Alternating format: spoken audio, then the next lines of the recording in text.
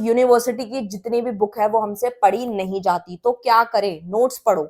Notes आपके 2 दिन के अंदर पूरी की पूरी तैयारी करा देंगे with in 2 days. Limited period offer है जो कि आप लोगों के लिए निकाला गया है। बच्चों ने मुझसे डिस्काउंट मांगा था, सो मैंने सोचा क्यों ना आप इसका फायदा उठा सकें। प्राइस जो रहेगा वो रहेगा 89 रुपीज पर सब्जेक्ट का, लेकिन अगर आप 3 सब्जेक्ट्स के परचेज करते हैं तो आपको सिर्फ और सिर्फ मात्र 237 रुपीज में मिल जाएगा। लेकिन अगर 4 सब्जेक्ट्स खरीदते हैं तो मात्र 300 रुपए में 4 सब्जेक्ट की पूरी पूरी कंप्लीट बुक आपको मिल जाएगी, वो भी इंग्लिश मीडियम में। और इसके कुछ फायदे मैं बता देती हूँ। इजी लैंग्वेज है, लाइन टू लाइन है, एग्जाम ओरिएंटेड ही बनाए गए हैं, 100% पासिंग नोट्स है। इसको पढ़ के बच्चों ने 95+ भी स्कोर किया है। सो करना क्या है, दिए गए नंबर पे व्हाट्सएप करें और इसका पीडीएफ का फायदा उठा लीजिए, क्योंकि लिमिटेड पीरियड ऑफर है, इसको पढ़ के आप पास। हेलो एवरीवन, कैसे हैं आप सब? आई होप आप बहुत अच्छे होंगे। Welcome to our channel Lanik education point. Myself Heena Thakkar, और आज हम बात करेंगे ई कॉमर्स के बारे में। जी हाँ, जो आप लोगों का ई कॉमर्स का जो सब्जेक्ट है उसका यूनिट नंबर 5 आज हम स्टार्ट करेंगे, और जो कि ब्लॉक नंबर 2 से है। Unit number 5 and unit number 6 आज ही खत्म करेंगे, वन शॉट खत्म करेंगे, यानी पूरा का पूरा ब्लॉक 2 समाप्त कर देंगे, क्योंकि एग्जाम के लिए हमारा टाइम बहुत ही कम बचा है। सो मुझे जल्दी से जल्दी सिलेबस कराना है। सो मैं पीडीएफ की मदद से करवा रही हूँ। बहुत सारे बच्चे हैं जो कि उन्हें लगता है कि मैं फ्लो चार्ट से जब समझाती हूँ तो अच्छे से समझ में आता है। इससे भी समझ में आएगा, डेफिनेटली आएगा। मैं लाइन टू लाइन आप लोगों को पढ़ा के बोर नहीं करूंगी। मैं जैसे पढ़ाती हूँ, जो मेरा टॉपिक है मेन, वैसे ही पढ़ाऊंगी, वैसे एग्जाम्पल्स दूंगी, बस आपको सुनना है मेन। ठीक है, बाकी जिनके पास नोट्स है वो तो उनके पास तो मेन मेन लाइन्स वैसे ही मिल जाएंगी उन लोगों को, सो दैट आप लोगों का डेफिनेटली हो जाएगा। सो स्टार्ट करते हैं। ई पेमेंट, हमें नाम से ही समझ आ रहा है electronic payment. E stand for electronic, E payment. ठीक है, जब हम लोग ई कॉमर्स करते हैं तो हमें पेमेंट भी तो करनी होगी ना।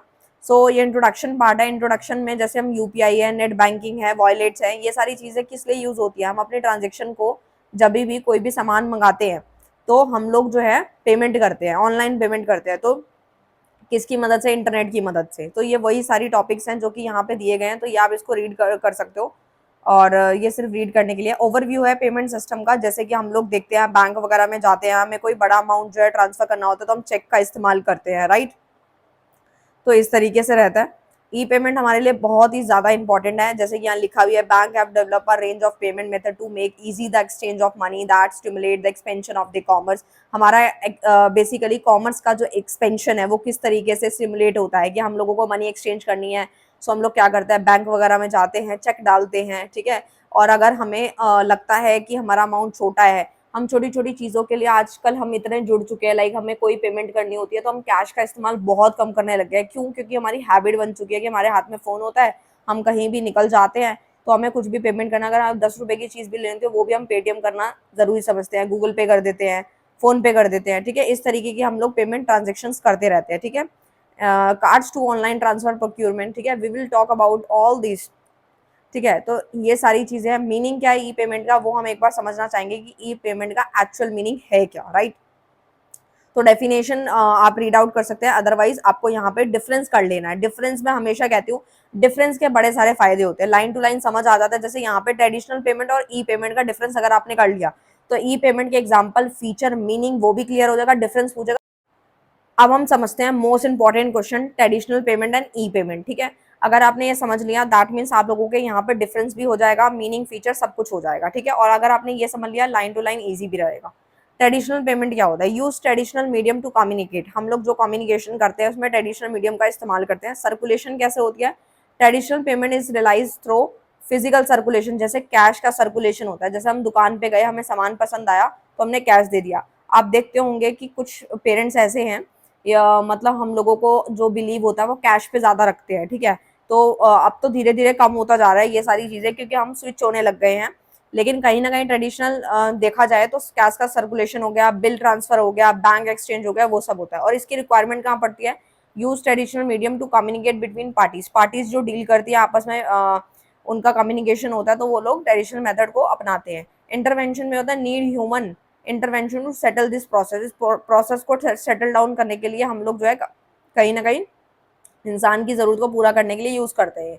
ई पेमेंट क्या है? Use advance technology to communicate. हम लोग आज की टेक्नोलॉजी को यूज कर रहे हैं, एक कम्युनिकेट कर रहे हैं। ठीक है, e payment introduce digital circulation to realize information. जैसे ई पेमेंट हम लोग देखते ही हैं आजकल, require network and other related software to work कह सकते हैं, uses advance technology to handle all the transaction process that require money engagement such as money transfer. हम अब क्या कर रहे हैं, देखो बहुत सिंपल है। ट्रेडिशनल में क्या हम लोग कैश का सर्कुलेशन देखने को मिलता है, बिल ट्रांसफर कर दिया, बैंक एक्सचेंज कर लिया। लेकिन ई पेमेंट क्या है, आपने सीधा अपना स्कैनर खोला, ठीक है, और वहां से जिसको भी आपने पेमेंट करनी है स्कैन किया, देन उसको पेमेंट कर दी, तो वो क्या मनी ट्रांसफर है कि आपने यहाँ से ट्रांसफर कर दिया। बहुत सिंपल था। पेमेंट गेटवेज की अगर बात करें तो एक छोटी सी डेफिनेशन है, वो हम समझना चाहेंगे। देखो, ऑनलाइन पेमेंट जो है बहुत ही ज़्यादा फास्ट है आज के टाइम पे। कितना मिनट में, मिनट भी नहीं लगता, विद इन अ सेकेंड हमारे जो पैसे हैं वो ट्रांसफर हो जाते हैं, ठीक है। हम कुछ भी बाय करते हैं, लाइक नोट्स का एग्जांपल आप लोग ले सकते हैं। आप लोग नोट्स कहीं भी बैठे हैं, इंडिया के किसी स्टेट में बैठे हैं या किसी दूसरी कंट्री में, आपको नोट्स चाहिए, आप लोग मैसेज करते हैं, मैं स्कैनर सेंड करती हूँ, तो इस तरीके से चीज़ें रहती हैं, तो आप लोग स्कैन करके भेज देते हैं। What is payment gateway? Payment gateway क्या है, एक ऑनलाइन एप्लीकेशन है जिसमें क्या होता है, characterize use in e commerce that conduct payment, है ना। जैसे ई बिजनेस हो गया, brick and mortar locations, online location, merchant with long established brick and mortar stores. ये आपने पहले भी टॉपिक पढ़ रखा है, लेकिन अगर हम सिंपल भाषा में बात करें तो मिडिल मैन होता है बेसिकली।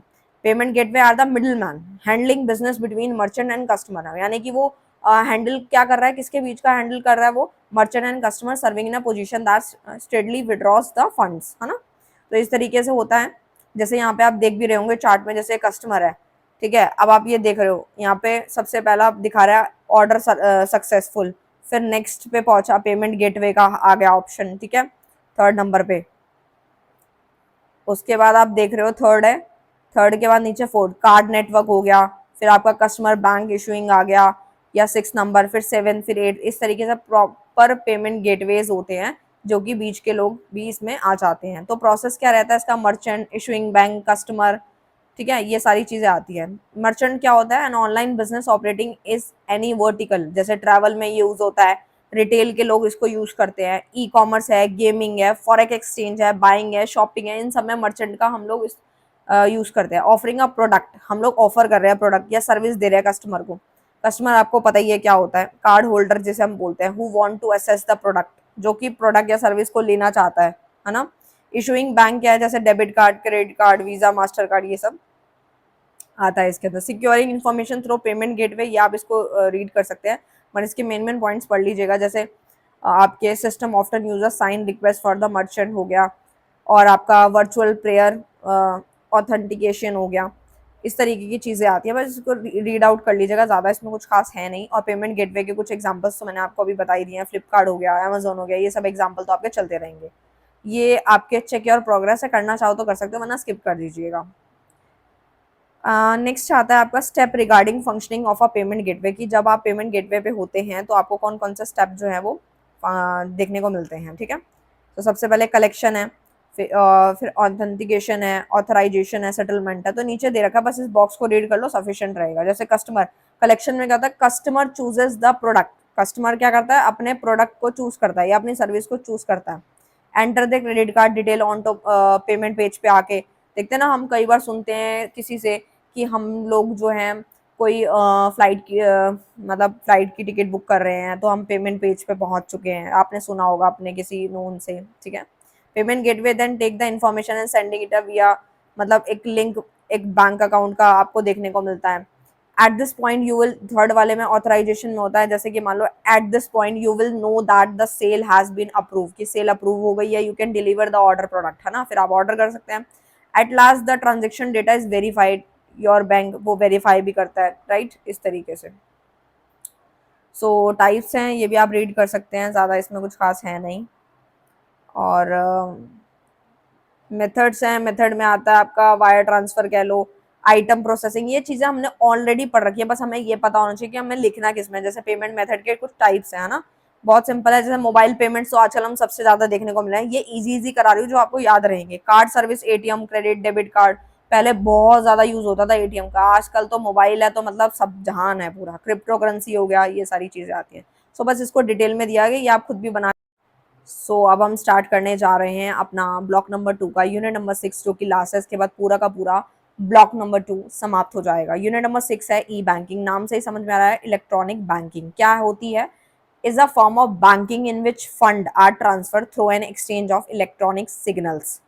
ठीक है, यानी कि इलेक्ट्रॉनिक सिग्नल्स को एक्सचेंज की मदद से हम लोग अपने फंड को ट्रांसफर करते हैं, ना कि चेक, ना कि कैश की मदद से, ना पेपर डॉक्यूमेंट की मदद से, जिसको हम इलेक्ट्रॉनिक फंड ट्रांसफर ईएफटी भी कहते हैं। ई बैंकिंग में हम लोग काफ़ी सारी चीज़ें देखते हैं, जैसे आजकल प्राइवेटाइजेशन बहुत ज़्यादा देखने को मिल रहा है, ग्लोबलाइजेशन ऑफ बैंक भी देखने को मिल रहा है, ह्यूज कंपटीशन भी है, आपको पता है नए नए बैंक जो हैं वो इस्टेब्लिश हो रहे हैं, bank increase number of services, bank नई नई सर्विसेज लेकर आ रहा है जिसके अंदर इंश्योरेंस है, पेंशन है, म्यूचुअल फंड्स है, मनी मार्केट है, लोन है, क्रेडिट है, सिक्योरिटीज है। ये सब चैप्टर तो हम क्लास 12 से 11 से पढ़ते आ रहे हैं ना। अब बहुत सारे बच्चे यहाँ पे बोलेंगे मैम आप ये क्यों बताते हो कि 11-12 में पढ़ा है। ये सब इसलिए बताया जाता है ताकि आपको एक माइंड में ये आ जाए कि हाँ ये चीज़ हमने थोड़ी बहुत पढ़ रखी है, अब ये थोड़ा इंटरेस्ट आने के लिए आपको बोला जाता है, अदरवाइज और कोई रीज़न नहीं है। ठीक है, बाकी आप इसको रीड आउट कर सकते हैं। These services divided into main category, जैसे सेविंग्स है, पेमेंट सर्विस है, बोरिंग्स है, अदर फाइनेंशियल सर्विसेज है। ठीक है, तो बैंक अपनी अपनी सर्विसेज देता है। ई बैंकिंग के कुछ इंपॉर्टेंस हैं, वो क्या है वो देख लेते हैं। E banking is a service provided by bank, ये तो हमें ऑलरेडी पता है कि बैंक जो है वो ई बैंकिंग की सर्विस प्रोवाइड करता है अपने कस्टमर्स के लिए। बैंकिंग ट्रांजेक्शन है, चेकिंग अकाउंट है, लोन के लिए अप्लाई कर सके, जिनको घर चाहिए, कार लोन चाहिए, स्टडी लोन चाहिए, वो सारी फैसिलिटी कौन दे रहा है, बैंक ही तो दे रहा है ना। इलेक्ट्रॉनिक फंड ट्रांसफर ईएफटी जो हमने अभी समझा, एटीएम जिससे हम लोग कार्ड डाल के पेमेंट निकाल सकते हैं, जो कि बहुत सेफली है, सेफ तो क्या, फ्रॉड तो हर किसी में है, लेकिन एक माध्यम है कि हम ई बैंकिंग के फायदे को, इंपॉर्टेंस को समझें। इलेक्ट्रॉनिक डेटा इंटरचेंज है, ईडीआई, क्रेडिट कार्ड्स आप कह सकते हैं, जो अभी फंड नहीं है हम इशू कराते हैं। कोई भी सामान खरीदना हो तो क्रेडिट कार्ड बड़ा यूज होता है। हम आजकल देखते हैं कि हम लोग अगर कहीं जाते हैं, एयरपोर्ट पे जाते हैं, तो हमें लॉन्च एक्सेस मिल जाता है, 2 रुपये में खाना खाने को मिल गया, 2 रुपये में अनलिमिटेड बुफे देखने को मिल जाता है। तो बहुत सारे बेनिफिट्स देखने को मिलते हैं क्रेडिट कार्ड्स के। डिजिटल कैश है, ई बैंकिंग हर certain advantages over the traditional banking system, right. फायदा क्या रहता है ना, 24 घंटे यानी 365 दिन की सर्विस रहती है बैंक की। मतलब आप यहाँ पे जो ऑनलाइन ट्रांजेक्शन कर सकते हैं, मैं उसकी बात कर रही हूँ। It lower the transaction cost, ये भी बात सच है। फाइनेंशियल डिसिप्लिन है, प्रमोट ट्रांसपेरेंसी है, कोई चीज़ लीक नहीं होती है, बहुत सारी आप बिल्स क्या, कार्ड, रेंट, काफ़ी सारी इसका फ़ायदा उठा सकते हैं। कुछ भी भरना हो अपना सीधा बैंक से ट्रांसफ़र कर दिया, आपके अकाउंट में पैसे पड़े हैं, आपने ट्रांसफ़र मार दिया। टेक्नोलॉजी यूज़ होती है हमारी बैंकिंग के अंदर, जैसे कि हम देखते हैं बहुत सारे, जैसे पेटीएम, फ़ोन पे, आप इसके एग्जांपल्स यहाँ पे लिख सकते हैं। जैसे आजकल चेंज देखने को मिल रहा है, मोबाइल बैंकिंग है, इंटरनेट बैंकिंग है, ये सारी चीज़ें। ये ईएफटी आता है, इलेक्ट्रॉनिक फंड ट्रांसफ़र, जिसमें आपका फंड वैल्यू, इसके लिए मैं आपको सिर्फ डिफरेंस करवा दूंगी, सफिशिएंट रहेगा, जिसके अंदर सब कुछ आ जाएगा। ठीक है, अभी एक डिफरेंस आ रहा है, हाँ जी, ये वाला, यही ऊपर दिया गया था, यहाँ पे बहुत ईजी वे में समझ आ जाएगा।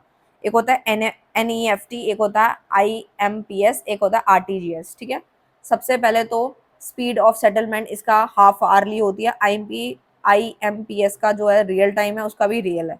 मैक्सिमम आप कितना ट्रांसफर कर सकते हो एनएफटी में, कोई लिमिट नहीं है, जबकि आईएमपीएस के अंदर 2 लाख तक की लिमिट है, आरटीजीएस में भी कोई लिमिट नहीं है। तो आपको याद रखना है, एनईएफटी और आरटीजीएस के अंदर कोई लिमिट नहीं है, आईएमपीएस में लिमिट है।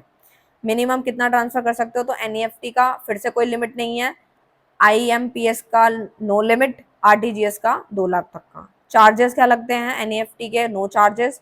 आईएमपीएस जो है वो चार्जेस डिसाइड करता है आपका बैंक की ट्रांजेक्शन, एंड आरटीजीएस में नो चार्जेस। टाइमिंग क्या रहता है, 24/7 है, 24/7 है जब आईएमपीएस में भी और एनईएफटी में भी। 365 डेज 365 डेज, जबकि आरटीजीएस में क्या होता है, 7 AM IST and 5 PM IST on all working days for all the banks in India, right. ये डिफरेंस बड़ा काम का था, यहाँ से क्वेश्चन कुछ भी आ जाए, डिफरेंस आ जाए तो भी आप कर पाएंगे। वर्चुअल करेंसी क्या होती है आपकी, वर्चुअल करेंसी या वर्चुअल मनी जिसको हम कहते हैं, it is a type of unregulated digital currency which is issued and usually control by it's developer. इसको यूजुअली इशू कौन करता है, कंट्रोल कौन करता है, developers, and use and accepted among the member of specific virtual community, इसको accept करने को तैयार होती है, राइट।